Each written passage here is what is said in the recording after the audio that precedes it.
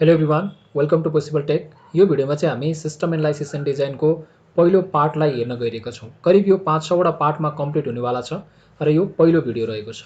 र यो भिडियोमा हामी स्पेसल्ली कोर्सको अब्जेक्टिभ, त्यसै गरेर हामी डेटा एन्ड इन्फर्मेसन, त्यसै गरी सिस्टम एन्ड इन्फर्मेसन सिस्टम, त्यसै गरेर system element, system analysis and design, system development life cycle एकदमै इम्पोर्टेन्ट रहेको छ। यो कोर्सभित्रको नै यो इम्पोर्टेन्ट छ। त्यसै गरेर feasibility study planning, feasibility study and प्लानिङको बारेमा, त्यसै गरेर हामी एनालाइसिस एन्ड स्पेसिफिकेसन, त्यसै गरी system design, implementation skill required by system analyst, त्यसै गरी system analyst information system, waterfall model, iterative मोडलको बारेमा अध्ययन गर्छौँ।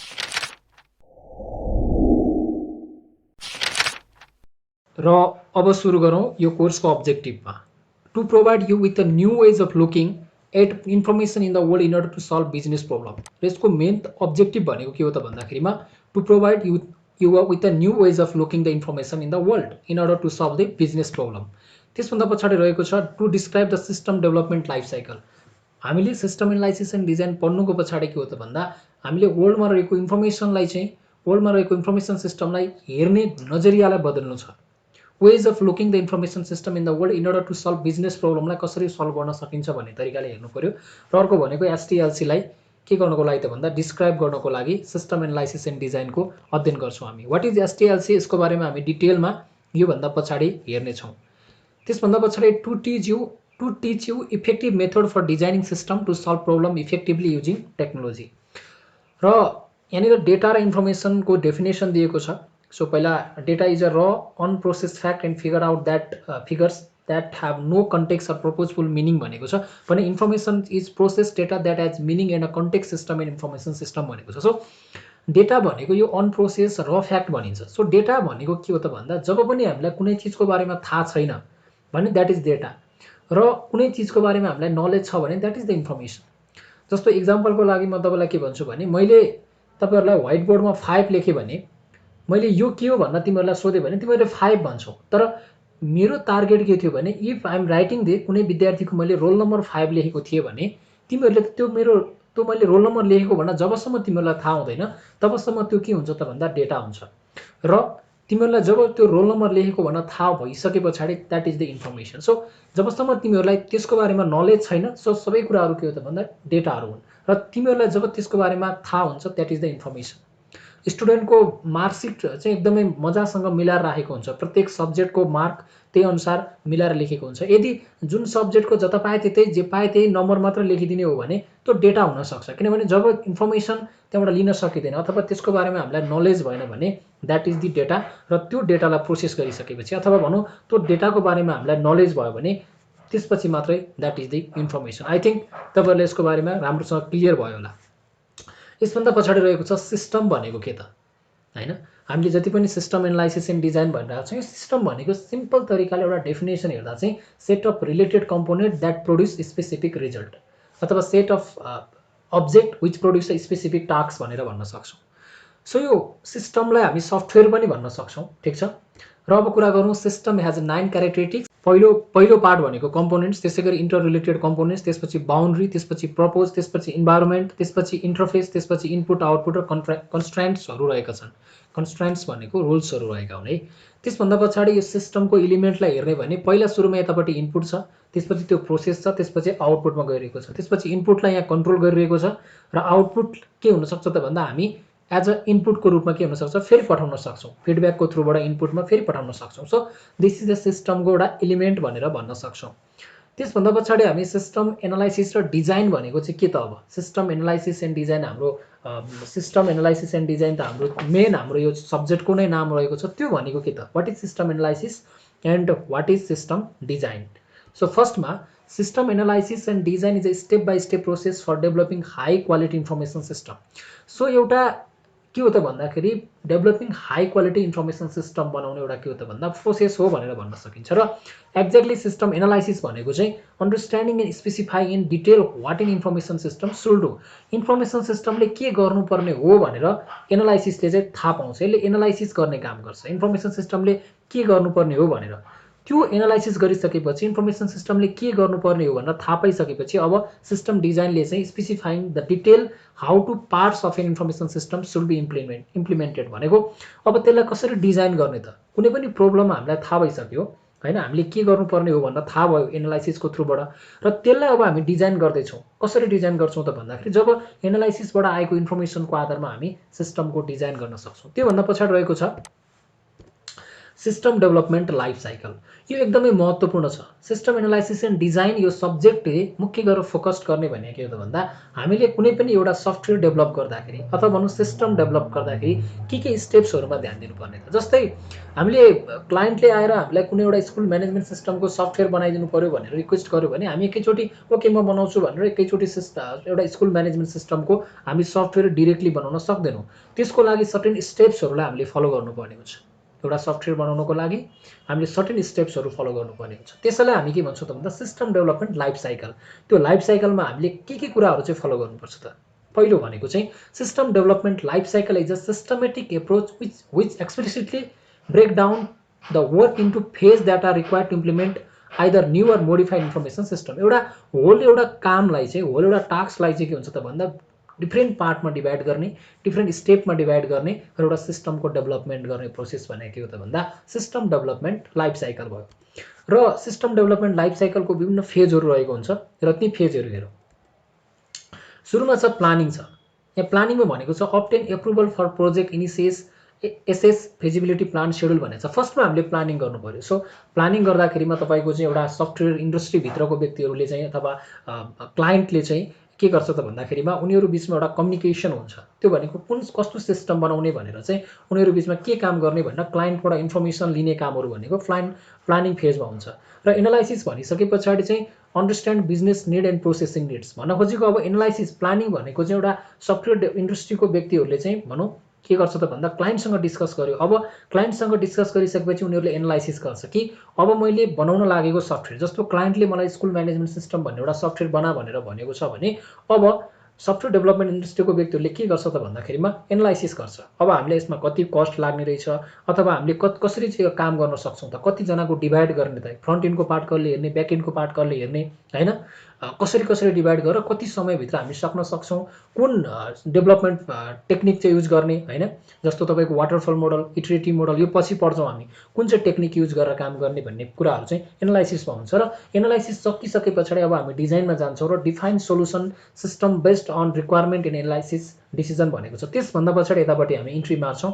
र डिजाइन फेज गइसकेपछि डिजाइनको काम सबै सकिसकेपछि कोडिङको काम सबै सकेपछि सफ्टवेयर बनाउन लागिसकेपछि अब इम्प्लिमेन्टेसन गर्छौँ भनेको त्यसलाई इम्प्लिमेन्ट गर्नतिर लागि कन्स्ट्रक्ट टेस्ट गर्ने त्यस पछाडि इन्स्टल गर्ने होइन सबै कामहरू भइसकेपछि अब इम्प्लिमेन्टेसन गरेपछि हामी डेलिभर गर्छौँ त्यसपछि अब बाँकी त्यसमा केही प्रब्लमहरू छ भने हामी के गर्छौँ त भन्दा keep system healthy and improve भनेको मेन्टेनेन्स भनेको त तपाईँको सिस्टम बनिसके पछाडि बिचमा प्रब्लम आउन सक्छ र त्यो प्रब्लम नआओस् अथवा आइसकेको प्रब्लमलाई कसरी सल्भ गर्ने भन्ने चिज चाहिँ हामी मेन्टेनेन्सको थ्रुबाट हेर्ने काम गर्छौँ त्योभन्दा पछाडि रहेको छ फिजिबिलिटी स्टडी अर प्लानिङ हामीले फर्स्ट फेजलाई चाहिँ हामीले फिजिबिलिटी स्टडी अर प्लानिङ भन्न सक्छौँ र यो फेजको बारेमा मैले भनिहालेँ कि define the problem in scope of existing सिस्टमको बारेमा के छ प्रब्लम के हो भन्न खोजेको चाहिँ के काम गर्ने हो त हामीले त्यो छुट्याउनु पर्यो त्यसको स्कोप कस्तो छ भनेर थाहा पाउनु पर्यो एक्जिस्टिङ सिस्टमको त्यसभन्दा पछाडि overview the new system and determine its objective त्यसै गरी confirm project feasibility and produce the project schedule त्यसै गरी during this phase threats constraint integration and security of the system are also consider यो भन्न खोजेको चाहिँ एउटा कुनै सफ्टवेयर कम्पनीले चाहिँ तपाईँको क्लाइन्टसँग गरिने गफलाई हामी प्लानिङ फेज भन्न सक्छौँ ठिक छ त्यसभन्दा पछाडि एनालाइसिस एन्ड स्पेसिफिकेसन भनेको छ सो एनालाइसिस भित्र चाहिँ के हुन्छ भने gather analyse and validate the information अब क्लाइन्टसँग डिस्कसन गरिसकेपछि अब हामीले चाहिँ एउटा सफ्टवेयर इन्डस्ट्रीभित्रको व्यक्तिहरूले चाहिँ त्यसलाई एनालाइसिस गर्नु पर्यो त्यससँग रिलेटेड धेरै इन्फर्मेसन्सहरू ग्यादर गर्नुपर्ने हुन्छ भ्यालिडेट गर्नुपर्ने हुन्छ त्यसपछि define the requirement in prototypes for new system यो प्रोटोटाइप भन्दा नयाँ वर्ड तपाईँहरूलाई आएको छ यो प्रोटोटाइप भनेको सिम्पल के हो त भन्दाखेरिमा हामीले एउटा सिस्टम बनाउँदै गर्दाखेरि एउटा डेमो टाइपको सिस्टमको एउटा डेमो बनाएर क्लाइन्टलाई देखाउने भनेको चाहिँ प्रोटोटाइप हो कि सो यसरी काम गर्न सक्छौँ भन्ने हामी डेमो बनाउने हो। पुरै हामी एउटा स्कुल म्यानेजमेन्ट सिस्टमको सफ्टवेयर बनाउँदैछौँ भने स्कुल म्यानेजमेन्ट सिस्टमभित्र टिचर हुन्छ, स्टुडेन्ट हुन्छ, स्टुडेन्टको एटेन्डेन्स हुन्छ, स्टुडेन्टकोले चाहिँ फी तिर्नुपर्छ, समथिङ यो एउटा सामान्य तरिकाबाट हामी बनाउनु पर्ने हुन्छ। त्योभन्दा पछाडि छ evaluate the alternative and prioritize the रिक्वायरमेन्टहरूको बारेमा। त्यसै गरेर हामी examine the information need of end user and enhance the system goal. अब कुरा आयो सिस्टम डिजाइनको बारेमा। सो अब डिजाइन एनालाइसिसको थ्रुबाट आएको इन्फर्मेसन्सलाई मध्यनजर गर्दै अब हामी सिस्टमको डिजाइन गर्छौँ। सो यसभित्र चाहिँ includes the design of applications, network, database, user interface and system interface. After that create a contingency, training, maintenance and operation plan र इम्प्लिमेन्टेसनमा चाहिँ implement the design into source code through coding. त्यसै गरी combine all the module together into training environment that detects error and defects. त्यसपछि integrates the information system into environment and install the new system. अब implementation भनेको चाहिँ हामीले के गर्नु पर्यो त भन्दा सिस्टमको हामी एनालाइसिस डिजाइन गरिसकेपछि यसलाई इन्स्टल गर्ने काम भनेको रेडी बनाउने काम गर्नु पर्यो। सो मेन्टेनेन्स भनेको त कुनै सिस्टममा भोलिको दिनमा प्रब्लम आयो भने त्यसलाई चाहिँ फेरि हामीले मेन्टेन गर्नुपर्ने हुन्छ। आफ्टर द्याट द सिस्टम एनालिस्टको बारेमा कुरा गरौँ र यो सिस्टम बनाउँदै गर्दाखेरि सिस्टमको डिफ्रेन्ट फेजमा हामी बढ्दै गर्दाखेरि त्यो सबै हेरिरहने काम भनेको चाहिँ कसले गरेको हुन्छ त भन्दाखेरिमा सिस्टम एनालिस्टले गरिरहेको हुन्छ। System analyst is a person who is thoroughly aware of the system and guides the system development project by giving proper direction. विभिन्न फेजमा चाहिनेमा होइन उसले कसरी काम लगाउने, विभिन्न फेजमा उसले कसरी स्टेप्सहरूमा अगाडि बढ्ने भन्ने कुराको बारेमा थाहा हुन्छ। He is an expert having technical and interpersonal skill to carry out development task required at each phase. सबै इन्फर्मेसन सिस्टमको बारेमा इन्फर्मेसन थाहा हुनु पऱ्यो र उसले काम लगाउन सक्ने उसको क्षमता हुनु पऱ्यो, इन्टरपर्सनल स्किल हुनु पऱ्यो, टेक्निकल स्किल हुनु पऱ्यो होइन। सो प्रोग्रामिङ स्किल हुनु पऱ्यो। यो चाहिँ सिस्टम एनालाइसिस भनेको के हो भन्ने बारेमा थियो। त्यसभन्दा पछाडि जस्तो system analysis as a facilitator भनेको छ। सिस्टम एनालिस्ट हेर्नुहोस् त युजरसँग पनि कनेक्टेड भइरहेको हुन्छ, स्टियरिङ कमिटीसँग पनि भइरहेको हुन्छ, टेक्नोलोजी इन्फर्मेसन टेक्नोलोजी भेन्डरसँग पनि भइरहेको हुन्छ, एप्लिकेसन प्रोग्रामरसँग पनि, नेटवर्क एडमिनिस्ट्रेटरसँग पनि, इन्टरफेस डिजाइन एक्सपर्टसँग पनि, डेटाबेस एडमिनिस्ट्रेटरसँग पनि, म्यानेजमेन्ट सिस्टम ओनरसँग पनि, सबैसँग कनेक्टेड भइरहेको हुन्छ। सो त्यसपछि मात्रै उस एउटा सिस्टम एनालिस्ट बन्छ। After that skill required by the system एनालिस्टको स्किल के आवश्यक हुन्छ त भन्दा फर्स्टमा छ, फर्स्ट सेकेन्ड थर्ड फोर्थमा छ वर्किङ नलेज अफ इन्फर्मेसन टेक्नोलोजीमा काम गरेको हुनु पऱ्यो होइन। टेक्निकल मान्छे त हुनैपर्छ, नभए त उसले गफ दिएर मात्रै हुँदैन। So computer programming experience and expertise भनेको विभिन्न C plus plus, Java, Python, अब डिफ्रेन्ट प्रोग्रामिङ ल्याङ्ग्वेजको कन्सेप्ट जानेको हुनु पऱ्यो र जेनरल बिजनेसको नलेज हुनु पऱ्यो, प्रब्लम सल्भिङ स्किल हुनु पऱ्यो होइन। कुनै प्रब्लम देख्ने बित्तिकै त्यसलाई चाहिँ सल्भ गर्न सक्ने क्षमता हुनु पऱ्यो। त्यसै गरेर interpersonal communication skill, interpersonal relational skill, flexibility and adaptability, character and ethics, system analyst and design skill, सबै यो कुराहरू चाहिँ सिस्टम एनालिस्टभित्र चाहिँ हुन एकदमै आवश्यक छ। अब त्यसभन्दा पछाडि वाट इज एन इन्फर्मेसन सिस्टमको बारेमा पढौँ हामी। सो इन्फर्मेसन भनेको के थियो त भन्दा एउटा प्रोसेस अफ द डेटा भनेको थियो र इन्फर्मेसन सिस्टम भनेको चाहिँ collection of hardware, software, infrastructure and trained personnel which are going to easy planning to make reliable infrastructure, control coordination between software and hardware. So information system भनेको त भन्दा एउटा information provide गर्न सक्ने system. So डेटालाई हामीले process गरेर information बनायौँ र त्यो एउटा पर्टिकुलर एउटा हार्डवेयर कन्टेन्ट गर्छ, सफ्टवेयर कन्टेन्ट गर्छ, एउटा इन्फ्रास्ट्रक्चर कन्टेन्ट गर्छ। सो यसको थ्रुबाट चाहिँ के गर्न सक्छौँ त भन्दा हामीले इन्फर्मेसनको फ्लो गराउन सक्ने सिस्टम हुन्छ। So that is the information system. र इन्फर्मेसन सिस्टमको कोरिलेटेड हुन्छन् एकअर्कामा, त्यसको लागि चाहिँ कन्टेन्ट गरेका कुराहरू भनेको collect, process, store, disseminated information to support decision making, coordination, control, analyst and visualization in an organization भनेर यो इन्टररिलेटेड कम्पोनेन्टहरू हुन् इन्फर्मेसन सिस्टमको। सो आफ्टर द्याट अर्को कुरा पढ्यो, मैले भनेको थिएँ अघि कि वाटरफल मोडलमा चाहिँ हामीले चाहिँ एउटा प्लानिङ फेज हुन्छ, सिस्टम एनालाइसिस हुन्छ, डिजाइन हुन्छ, इम्प्लिमेन्टेसन र मेन्टेनेन्सको काम हुन्छ। सो यो जुन एनालाइसिस डिजाइन गर्नुभन्दा अगाडि कुन मोडल युज गर्ने भन्ने कुरा हुन्छ, त्यो त स्टेप्सहरू भयो होइन। सो कुन एप्रोचमा जाने भन्दा एउटा वाटरफल मोडल हुन्छ। वाटरफल मोडल भनेको चाहिँ के हो त भन्दा सिक्वेन्समा जान्छ। यहाँ भनेको छ waterfall model is a sequential design process in which progress in invite steadily downwards like a waterfall. जस्तो यो भन्न खोजेको के हो भने यो मोडल चाहिँ हामीले एकदमै लामो समयसम्मको लागि काम गरिन्छ। एकचोटि क्लाइन्टसँग कुरा गरिन्छ होइन, क्लाइन्टले आउँछ, ल मलाई एउटा प्रोजेक्ट गर्नु पऱ्यो भन्छ। जस्तो इक्जाम्पलको लागि चाहिँ वाटरफल भनेको चाहिँ पानी बगिसकेको पानी त फर्किँदैन। सो सिक्वेन्सियली जान्छ। भन्न खोजेको सबै इन्फर्मेसन्सहरू के हुन्छ त भन्दा ग्यादरिङ गर्नु पऱ्यो। सबै इन्फर्मेसन्सहरू भनेको चाहिँ के गर्नु पर्यो त भन्दा सबै इन्फर्मेसन्सहरू पहिला लिनु पऱ्यो क्लाइन्टसँग, त्यसपछि कामहरू चाहिँ गर्दै गइरहेको हुन्छ। क्लाइन्टसँग त्यसपछि कनेक्सनै हुँदैन, आफ्नो गर्नुपर्ने काम सरर गर्दै गइरहेको हुन्छ। कुनै पनि स्टेपमा गएर हामी रोकिँदैनौँ, बिचमा गएर हामी चेन्जेस गर्दैनौँ। एकैचोटि सिस्टम स्टार्ट भएर इन्ड भइसकेपछि मात्रै अब क्लाइन्टसँग भेटिन्छ। सो यो मोडल कतिपय अवस्थामा फाइदाजनक पनि छ। कुनै कामहरू हामीले बिचमा चेन्जेस ल्याउनु पर्दैन, क्लाइन्टसँग इन्टरेक्सन गरिरहनु पर्दैन भने यो मोडल युज गर्न सक्छौँ। तर बिचमा गएर चाहिँ जस्तो मैले 2 वर्ष कुनै प्रोजेक्टको लागि टाइम लाग्ने रहेछ, सो 1 वर्षभित्र चाहिँ क्लाइन्टले चाहिँ मलाई अब गर्न मन लागेन भनेर उसले भन्यो भने सो त्यो अवस्थामा यो वाटरफल मोडल चाहिँ फेलियर हुने भयो। सो कन्डिसन एप्लाई गरेर कन्डिसन अनुसार चाहिँ हामी वाटरफल मोडल युज गर्छौँ। So after that waterfall model चाहिँ यसरी हुन्छ। पहिला requirement analyst, system design, implementation, testing, deployment, maintenance. कुनै पनि हेर्नुहोस् त यो तल मात्र झरिरहेको छ, यसरी तल मात्र झरिरहेको छ। सो तल मात्र झरिरहेको छ, यहाँ टेस्टिङमा गएर कुनै इरर आएको भने र त्यो कुरा थाहा भएन र एकैचोटि मेन्टेनेन्समा पुगिसकेको छ भने अब टेस्टिङमा आएको इरर आयो भने हामी अब के हुन्छ, मेन्टेनेन्समा पुगिसकेपछि मात्रै अब फेरि टेस्टिङमा आएको इरर थाहा हुन्छ। यदि हामीले सिस्टम डिजाइनमा कुनै इरर गरेको थियो भने पनि त्यो सबै एकैचोटि मेन्टेनेन्समा आएपछि मात्रै थाहा हुन्छ।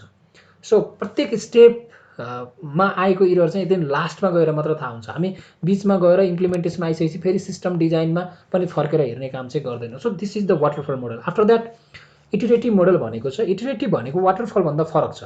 इटरेटिभ प्रोसेस भनेको हामीले के गर्छौँ, डिफ्रेन्ट स्टेपमा हामीले के गर्छौँ, इटरेटिभ गर्छौँ। एउटा पहिलो स्टेप छ डिजाइन, डेभलपमेन्ट, टेस्टिङ, इम्प्लिमेन्टेसन गऱ्यौँ, एउटा बिल्ड अन बनायौँ। फेरि अर्कोचोटि पनि हामी त्यही कुरा रिपिटेसन गर्छौँ ताकि कुनै पनि इरर नआओस् भनेर। फेरि अर्कोचोटि पनि हामी त्यही रिपिटेसन गर्छौँ ताकि त्यसमा कुनै पनि इररहरू चाहिँ नआओस् भनेर चाहिँ हामी के गर्छौँ त भन्दाखेरिमा रिपिट गरिरहेको हुन्छौँ। सो यसलाई भन्छ हामी इटरेटिभ मोडल भनेर भन्छौँ। आफ्टर द्याट यति नै थियो यसमा topic. So thank you so very much for watching this video. And यो भिडियो तपाईँहरूलाई यदि मन पऱ्यो भने यो भिडियोलाई लाइक र च्यानललाई सब्सक्राइब गर्न नबिर्स्नु होला। बाँकी पार्टहरू हामी अर्को भिडियोमा लिएर आउनेछौँ। Thank you so very much.